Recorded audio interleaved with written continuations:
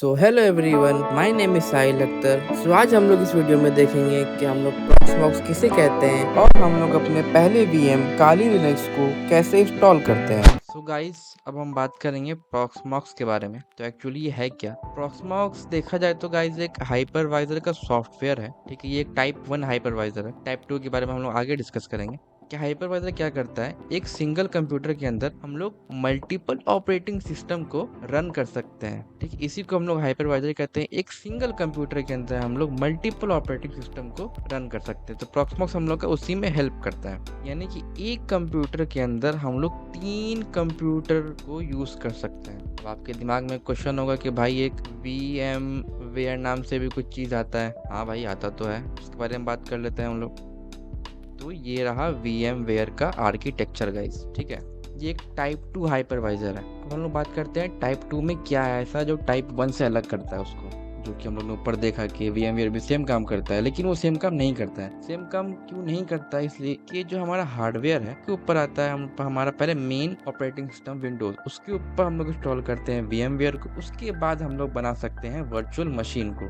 इसलिए ये है टाइप 2 हाइपरवाइजर। सपोज करते हैं कि ये एक पूरा सर्वर है। ठीक है, अब क्या है, विंडोज भी रिसोर्सेज यूज कर रहा है, रैम, हार्ड डिस्क और प्रोसेसर। ठीक है, अब ये भी यूज कर रहा है। अब जब भी हम लोग ये यूज करेंगे ना, ये थोड़ा स्लो चलेगा। क्यों? क्योंकि हमारे जो रिसोर्सेज का लिस्ट है वो देखिए कैसे हो क्या रहा है। पहले हार्डवेयर के बाद जा रहा है विंडोज ऑपरेटिंग सिस्टम में। ठीक है, उसके बाद फिर यहाँ आ रहा है। ठीक है, तो एक ये जो विंडोज है ना, ये एक रिसोर्स खा रहा है, एक्स्ट्रा यूज कर रहा है। इसलिए हम लोग प्रॉक्समॉक्स टाइप 1 हाइपरवाइजर यूज करते हैं। इसमें क्या होता है कि हार्डवेयर के बाद सीधा ये हाइपरवाइजर आता है। जो वीएम, एक वीएम, 2 वीएम, 3 वीएम, 4 वीएम, जितना वीएम आप अपना अंदर बनाओ, उससे क्या होगा, ये सिंपली हार्डवेयर को ना बांट देता है। 2 GB रैम आप ले लो, 2 GB आप ले लो, 2 GB आप ले लो। सही से यूटिलाइज होता है, वेस्ट नहीं होता है। जबकि यहाँ पर पहले यहाँ से रिक्वेस्ट आएगा, उसके बाद फिर जाकर के इसके वर्क स्टेशन पे जाएगा, तब ये यहाँ पे वर्चुअल मशीन पे जाएगा। होप आप लोग को समझ में आ रहा होगा, मैंने सही से समझाया होगा। तो गाइज, मैं आपको बताता हूँ अब कि हम लोग सर्वर में क्यों हाइपरवाइजर को प्रिफरेबल मानते हैं।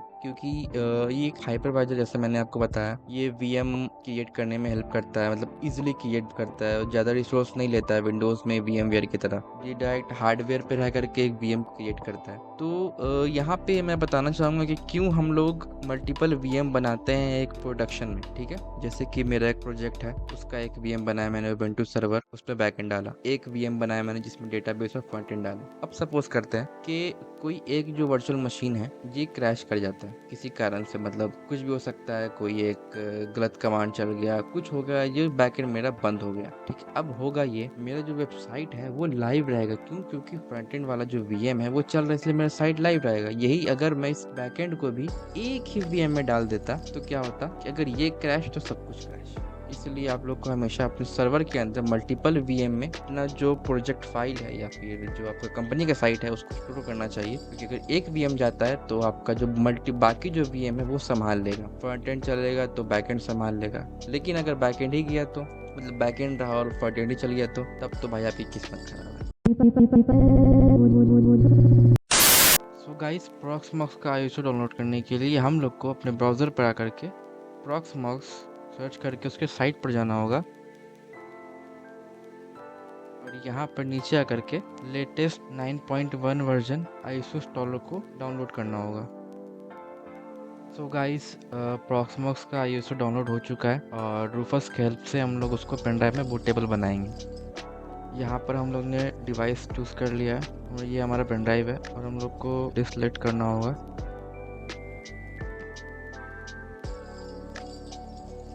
ये हमारा हो चुका है, सो क्लोज करेंगे। जब भी हम लोग प्रॉक्समॉक्स के ISO को बूट करते हैं, बूटेबल बनाते हैं, तो उसका पेन ड्राइव हमेशा शो नहीं करता। ये आपको ऐसे ही शो करेगा। इसका मतलब कि प्रॉक्समॉक्स का ISO ये बन चुका है। इसको यहाँ से हम लोग इजेक्ट कर लेते हैं। सो हमारा पेन ड्राइव जो है वो बूटेबल बन चुका है। तो अब हम लोग उसको अपने PC में इंसर्ट करेंगे। सो किसी भी वर्चुअलाइजेशन प्लेटफॉर्म को हम लोग को इंस्टॉल करने से पहले कुछ सेटिंग्स है उनको ऑन करना पड़ेगा अपने बायोस में जाकर के। जैसे कि यहाँ पर हम लोग देख सकते हैं वर्चुअलाइजेशन सपोर्ट में जाकर के हम लोग को वर्चुअलाइजेशन में जाकर के इनेबल करना होगा इंटेल वर्चुअलाइजेशन टेक्नोलॉजी को, और दूसरा है ये enable virtualization for direct input output को। तो एक बार रीस्टार्ट करने के बाद हम लोग अपने PC को ऑन कर लेते हैं इसमें हमारा बूटेबल पेन ड्राइव जो है वो लगा हुआ है।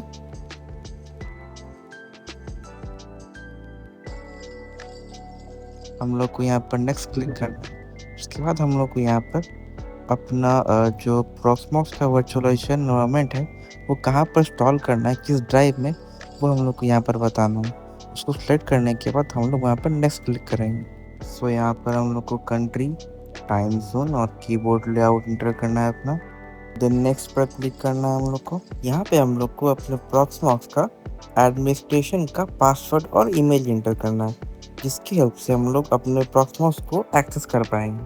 देन हम लोग को नेक्स्ट पर क्लिक करना है। सो यहाँ पर हम लोग को होस्ट नेम में अपना प्रॉक्समॉक्स को नाम असाइन करना होगा। मैं इसको proxmox.home असाइन करना चाहूँगा। और नेक्स्ट आईपी में हम लोग को ये यहाँ पर डायनेमिक आईपी लिखा हुआ है, तो इसको स्टैटिक आईपी में मैं लिखूँगा। स्टैटिक आईपी में इसलिए लिखना चाहिए क्योंकि जब भी ये अगर रिबूट होगा तो इसको नया आईपी असाइन हो जाएगा।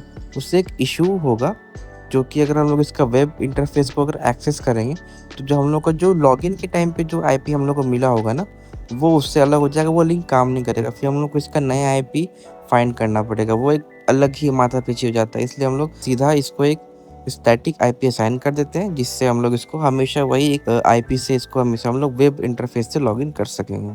सो हम लोग अपना स्टैटिक आईपी डालने के बाद नेक्स्ट पर क्लिक करते हैं। सो एक बार हम लोग इस चीज़ों को देख लेते हैं, जो डिटेल्स हमारी आई हैं, समरी जो आई है इंस्टॉलेशन की, बस को वेरीफाई कर लेते हैं। उसके बाद इंस्टॉल पर क्लिक करते हैं।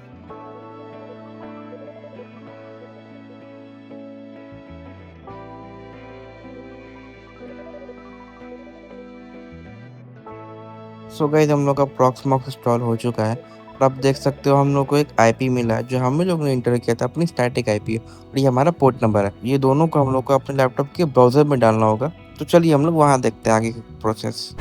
सो गाइस हम लोग अपने प्रॉक्समॉक्स के आईपी को यहाँ पर फेच करेंगे 192.168.1.200। उसके बाद ये 806 ये आ गया, मतलब कि आपका कनेक्शन जो है वो हो चुका है आपके पीसी और आपके प्रॉक्समॉक्स के डेस्कटॉप में। यहाँ पे एडवांस में आकर के हम लोग प्रोसीड करेंगे। तो यहाँ पर हम लोग अपने प्रॉक्समॉक्स का डैशबोर्ड दिखेगा। तो यहाँ पर हम लोग डालेंगे रूट, और जो हम लोग ने पासवर्ड वहाँ पे क्रिएट किया था वो एंट्री डाल के हम लोग को ये करेंगे। तो यहाँ पे हम लोग को दिख जाएगा हमारा प्रॉक्समॉक्स का डैशबोर्ड। सो गाइस हम लोग अब इसमें अपना लोकल एसएसडी उसको रीसाइज करेंगे, और यहाँ पर अपना हम हार्ड डिस्क भी ऐड करेंगे, क्योंकि यहाँ पे शो नहीं कर रहा है क्योंकि उसमें उबंटू पहले से डाला हुआ है ओएस। तो उसके लिए हम लोग को पहले शेल में जाना होगा, लेकिन इसके शेल में हम लोग कॉपी पेस्ट कर नहीं सकते, इसलिए हम लोग यहाँ पर SSH के थ्रू उसको एक्सेस करते हैं।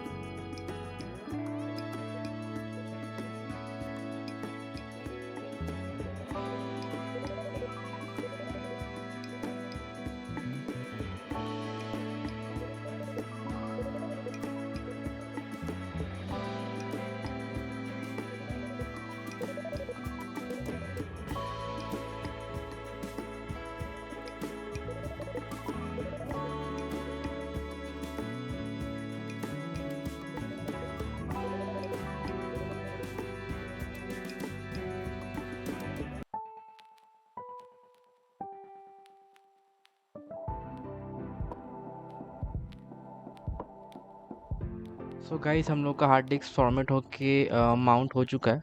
अगर आपको दिखाऊं मैं तो यहाँ पर ये शो कर रहा है। ठीक है, कुछ दिक्कत आ गया था सिंटेक्स में, तो वो अब फिक्स हो गया। यहाँ पे हमारा SSD माउंट हो गया है।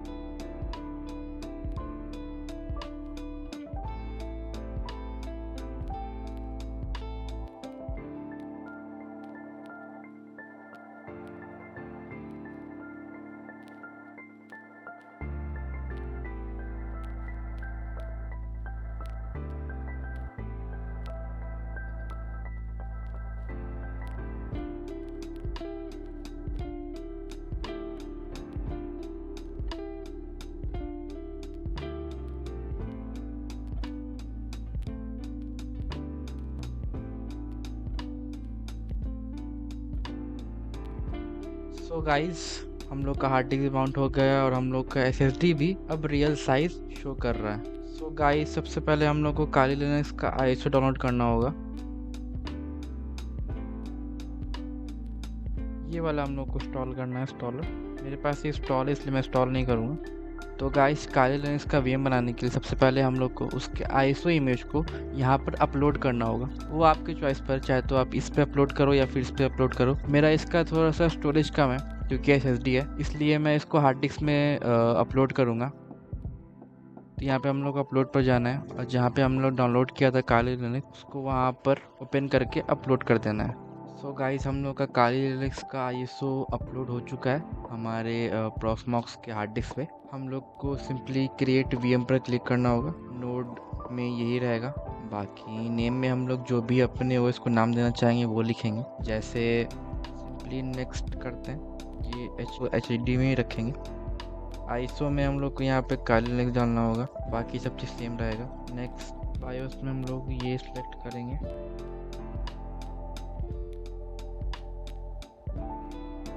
डिस्क साइज में हम लोग इसको 80 GB देंगे और 4 होंगे इसके। टाइप में हम लोग इसको होस्ट रखेंगे। यहाँ पे पूछ रहा है कि हम लोग उसको रैम कितना असाइन करेंगे, तो इसके लिए हम लोग 4 GB इनफ होगा, तो इसको 4 GB देते हैं।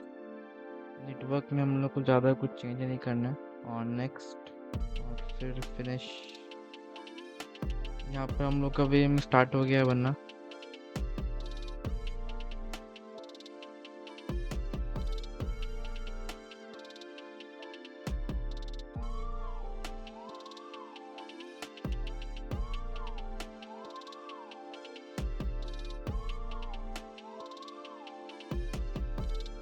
तो गाइस, हम लोग का काली इंस्टॉल होने लगा है।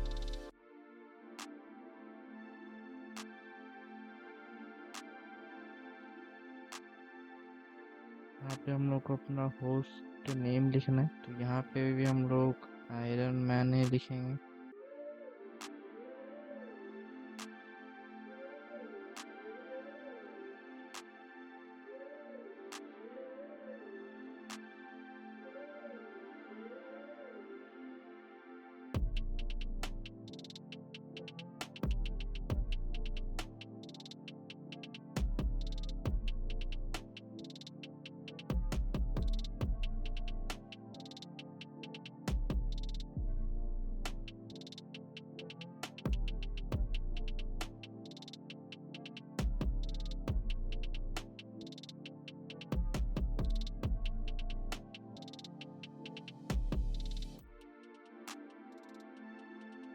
सो गाइस, हम लोग का काली लिनक्स इंस्टॉल हो चुका है। यहाँ पे आप देख सकते हो सारे टूल्स, कमांड लाइन सब कुछ वर्किंग है। सो गाइस, अगले वीडियो में हम लोग देखेंगे कि कैसे हम लोग यहाँ पर एक और वीएम बना करके उसमें एक फाइल स्टोरेज डिवाइस कैसे बनाए हम लोग, एक NAS कैसे बनाए हम लोग नेक्स्ट क्लाउड की मदद से। तो इस वीडियो के लिए इतना ही गाइस, मिलते हैं अगले वीडियो में। तब तक के लिए like, share, subscribe and keep learning.